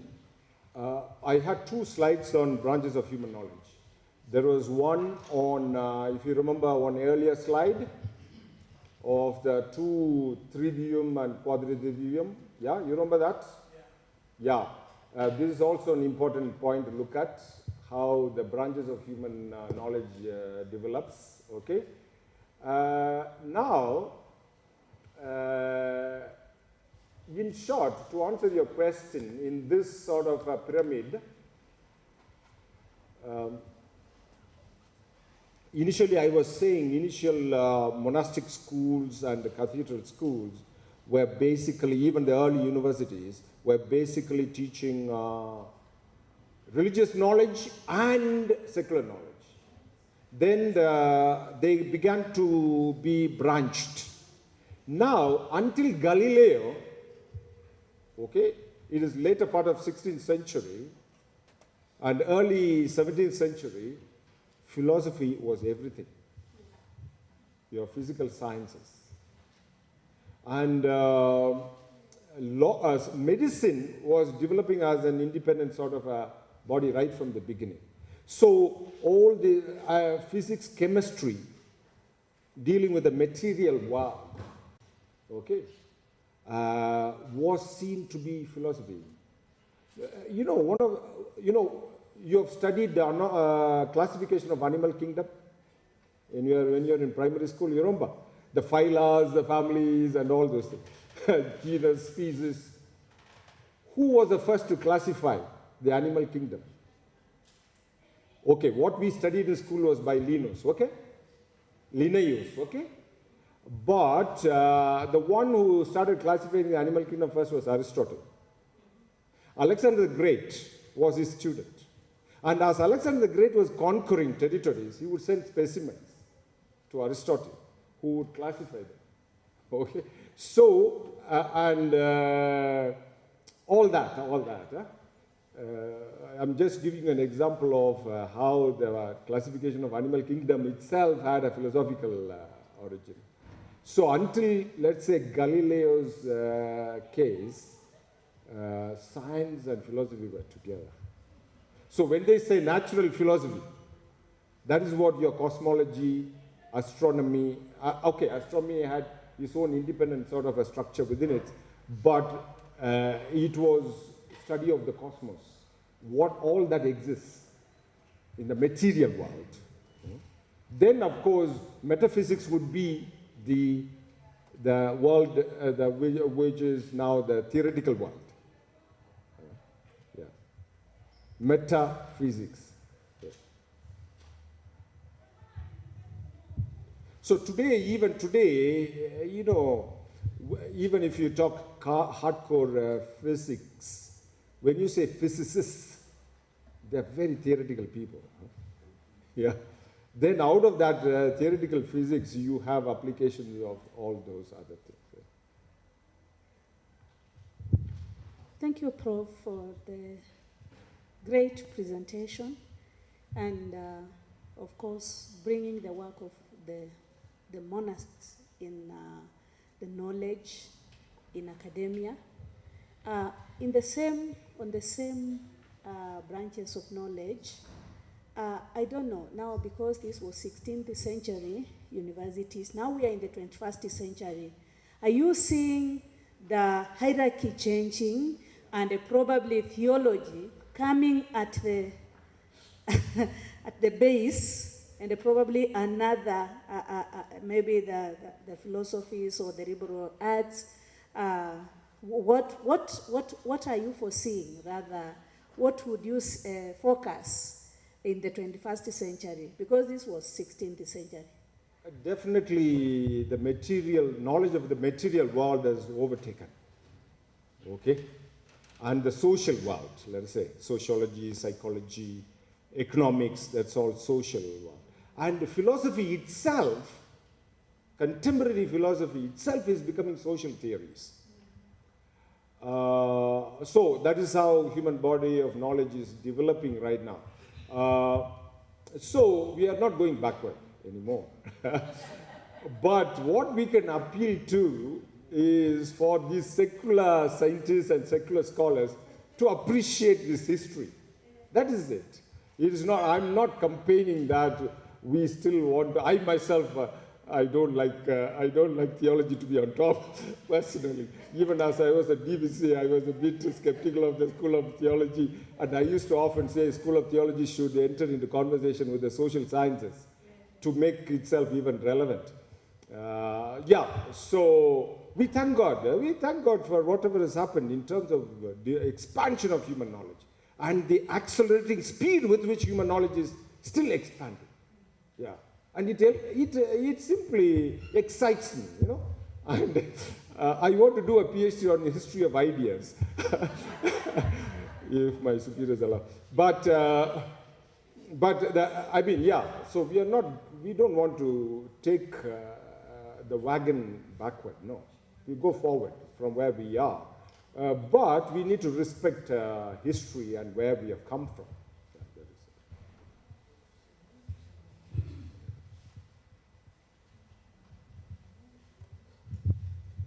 Thank you so much, Doctor. Please, can we go to the slide to the epoch of the cathedral school? Cathedral school. I think it was before this, because, yeah. Thank you. I think the epoch of the cathedral school is what led to the time we are, and the religious institution and bodies owning a school. But in most cases, or let me not make hasty generalization, we see a situation whereby religious body and schools are confiscated by the government. In this case, and today we are talking about the role of religion in academia. Now, can the state or the government impress or hold tenaciously to religious and ethical life as well as the church can hold it? And if they can't, what is the church doing to restore this virtue that is gradually sliding off our feet? Thank you, Doctor. Yeah, for me, it is not either or in terms of competition between the church and the state in imparting education in the contemporary world. We need to work together. So in line with even what I said in reply to the madam from St. Paul's, just as secular scholars need to appreciate the history, even policymakers in our ministries of education need to appreciate where all this has come from. It is not that we are sort of appealing to a principle of entitlement. Of course, if you are a Catholic and you are running a Catholic school, you better obey the government rules. Yeah, but the policymakers need to understand that, like Catholic universities today, let's say Catholic University of Louvain or Leuven, it is not simply, it's simply Catholic in terms of theology and philosophy. It is law school. Catholic University of Milan, okay. They are centers of learning still. And while Catholic universities and Catholic schools will go by standardizations of each of these governments, the government people also need to appreciate where we have come from. That would be my only appeal. So it is not an either-or competition. And nor should we assume a certain sense of entitlement because we are monks. Okay. I don't know if it makes sense. Yeah. Professor Samita had his hand up for a long time.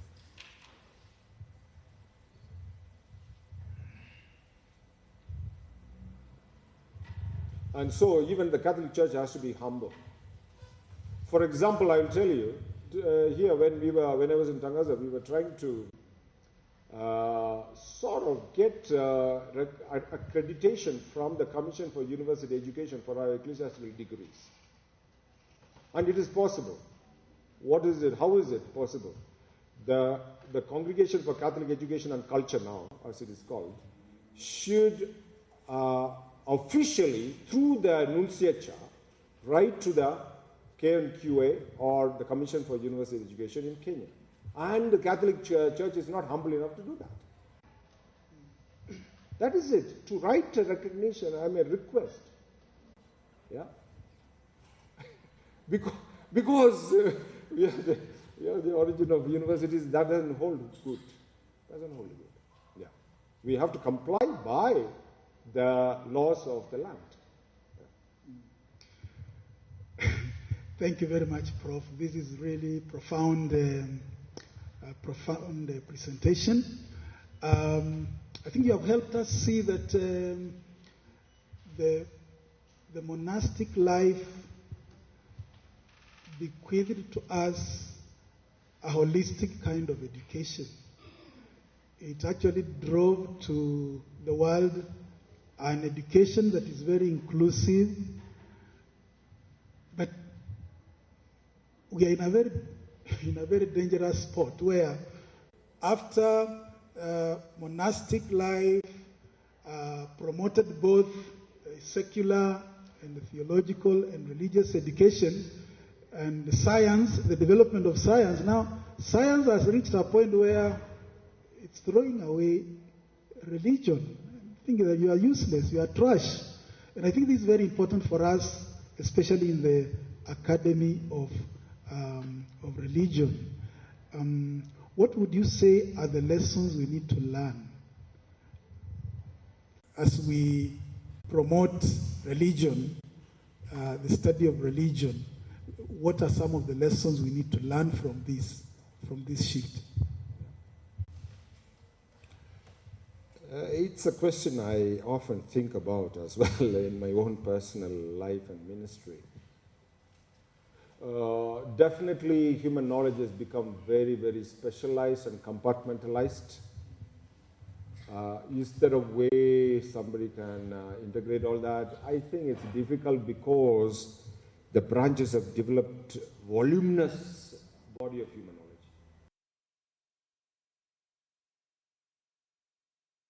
knowledge. Because, and it's fast expanding as well. So, so what would be the take home for Academy of, what is it called? Academy of Religion. Academy of Religion. For me, it is about dialogue. It is about dialogue between religious traditions and scientific traditions. And here, sometimes I know that you are a scholar of religious studies. Sometimes we also make judgments on scientific scholars. To me, sometimes religion is too inward looking. Like from a Catholic themselves. Even the discourse that they use, in terms of the discourse is the how we use language, is not accessible to someone outside that group. So then how do you really bring people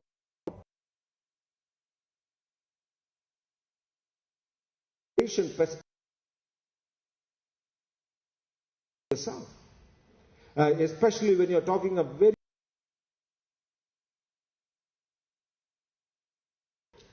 because the world is speaking a scientific language. And the theologians are not capable of speaking that language, so they feel threatened by science. So I know, I'm generalizing, I know that there are theologians who are scientists as well. Catholics few. In other churches it's more common.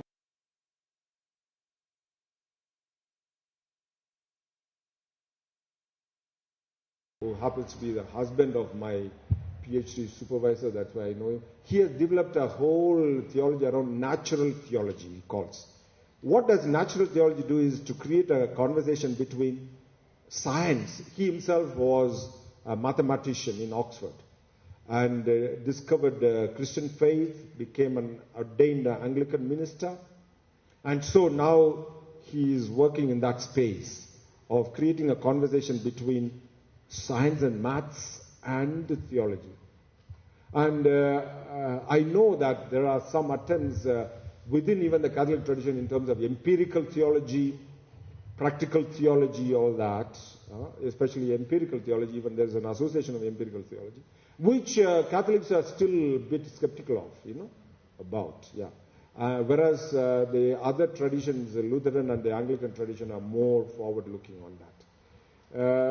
Similarly, then, I know, I was at a summer school in Cambridge a few years back of which is called, in Cambridge there is a School of Faith and Religion. It's called Faraday Institute. It's called Faraday Institute. And I was at a summer school, and there was a whole lot of scientists who were engaging in conversation with religion. Not only in terms of ethical questions, but also in terms of transcendental questions. Kamara actually replied to that question of a young man, what's the history of religion? That it is about transcendence, that is a human need for transcendence, and that is the origin of religion. And so there are scientists, seriously, even in one of the lectures that I attended during the summer school, I don't remember his name, a scientist who worked with Stephen Hawking. Yeah. And who is a believer, and a strong believer, who goes to Sunday service every Sunday, with his family. And not because he's a man who wants to be taking the family to the church, as many Nairobians do, but he's really a person of faith. And you can see how he's entering into a conversation from a very abstract physics and faith. So we need more and more of that, and I hope the Academy of Religion will promote that dialogue. So we would like to, Rita, you have already raised your hands. Let it be the last, the last question. And if there is one or two other questions when we are taking a cup of tea, maybe you can, because I mean, you see how interesting your topic has been and so on. But we need also to bring to a close. So Rita, yeah. I guess everybody can hear me. This is actually more in support of what you're planning to do. And I'm coming at it from the point of view of a scientist who became a lawyer, who became a humanitarian worker, and who is now doing a PhD on the Catholic Church as a social transformer. And as I journeyed from each one of those, what I found is there is a need for people who can translate and actually mediate between all of these. Because as a scientist, I found myself in meetings in the Red Cross Blood Bank dealing with HIV, and you see everybody there speaks English. I'm the only multilingual in the group, and I was the only one of the scientists who actually understood the lawyers when they were talking about our duty of care, because my fellow scientists didn't understand them. So I became a lawyer.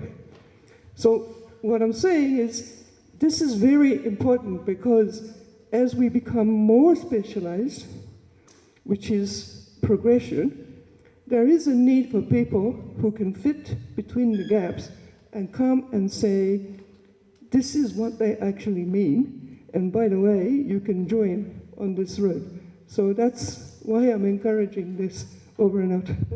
Thank you. Yeah, thank you. Thank you for that comment, Rita. Yeah, so thank you very much. So once again, clap for... Yeah. So before Father Felix wraps up the day, I would just like to inform that as IRDIS, we are thinking about, not thinking, but actually on a trans-cultural, partnership between Global Ministries University in California and St. Augustine Seminary in India, and IRDIS. We are offering a master's program online on religion and science. And currently it is going on. Yeah. Maybe in this class, there are some who are taking the course. A sister is one of those who are taking the course on religion and science, which is online. So our students in Islamic studies are taking also that course on, because we need a scientific approach also to religion and its role into society. I think the first group will be graduating this year, Masters in Religion and Science. It's an online which is available to, and we have students across Africa.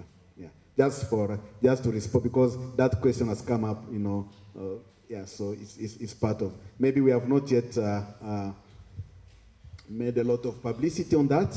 Is a course which is totally online, a master's program in religion and science. And you can come to the program from any field. You can come from any field. So thank you very much. Allow me now to invite Father Felix to give the concluding remarks. And at the end, there will be a cup of tea. We continue with dialogue with the professor here as we are taking the cup of tea. Thank you.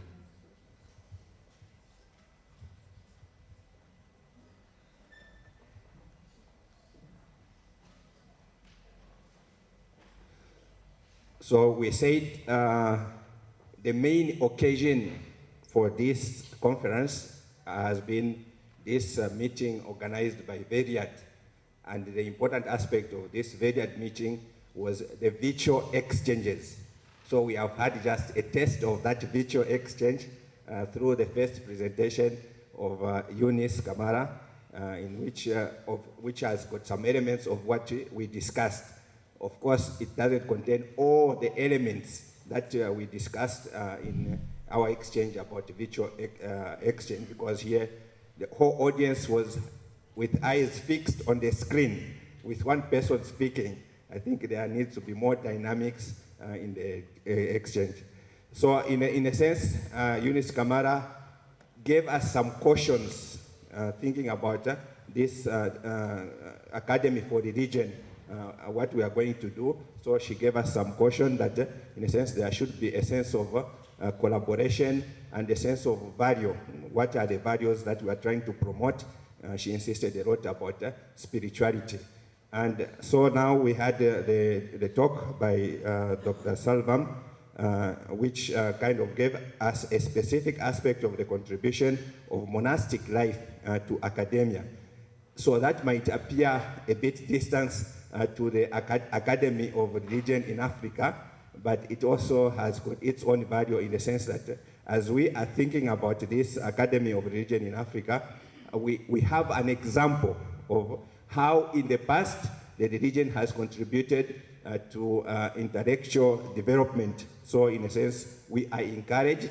So we have to think in our time, what will be our own contribution and how much can we contribute to this creation of knowledge.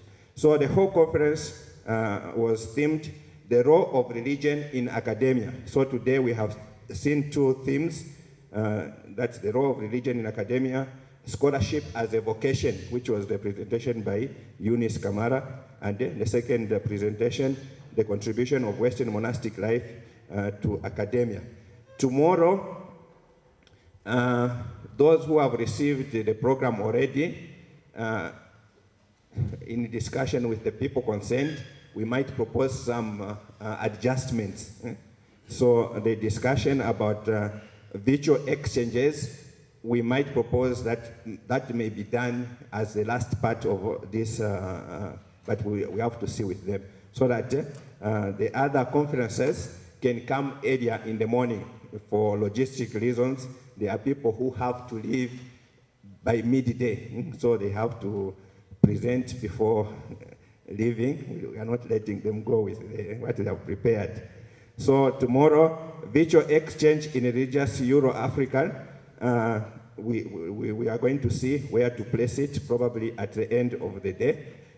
So that means the other three conferences which we are supposed to have will have to come a bit earlier. The one of Dr. Samita and the one of Dr. Sakuba, and finally the one of Golole. They'll come a bit earlier, and then we'll conclude with virtual exchanges.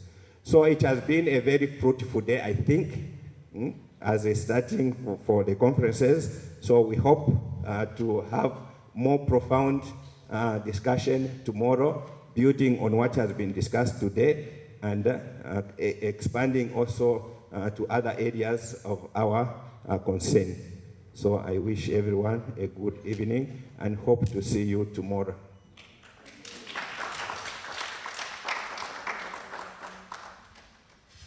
So we'll continue the conversation as we are walking together towards the cafeteria for a cup of tea.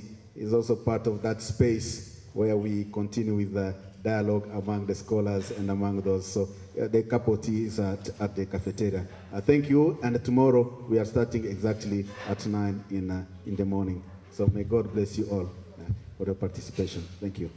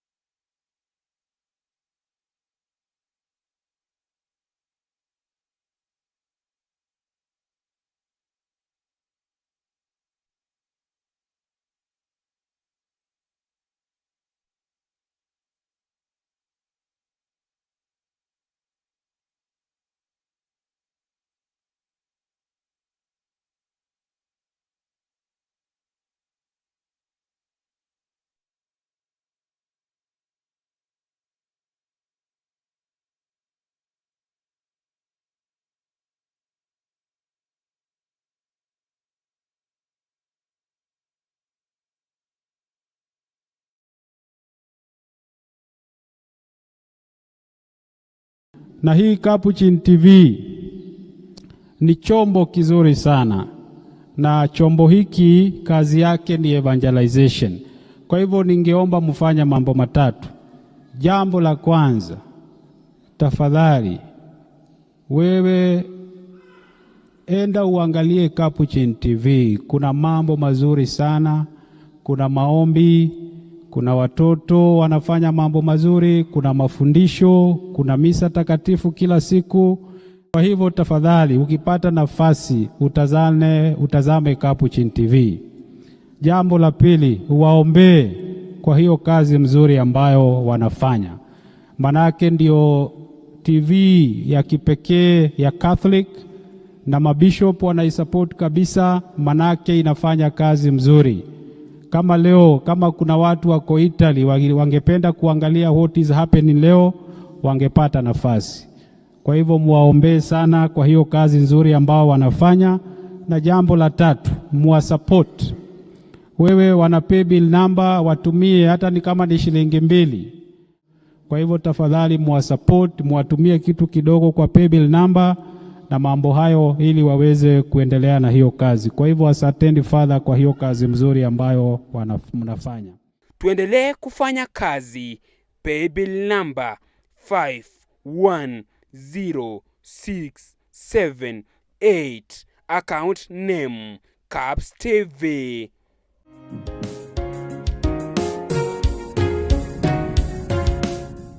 Na hii CAPUCHIN TV ni chombo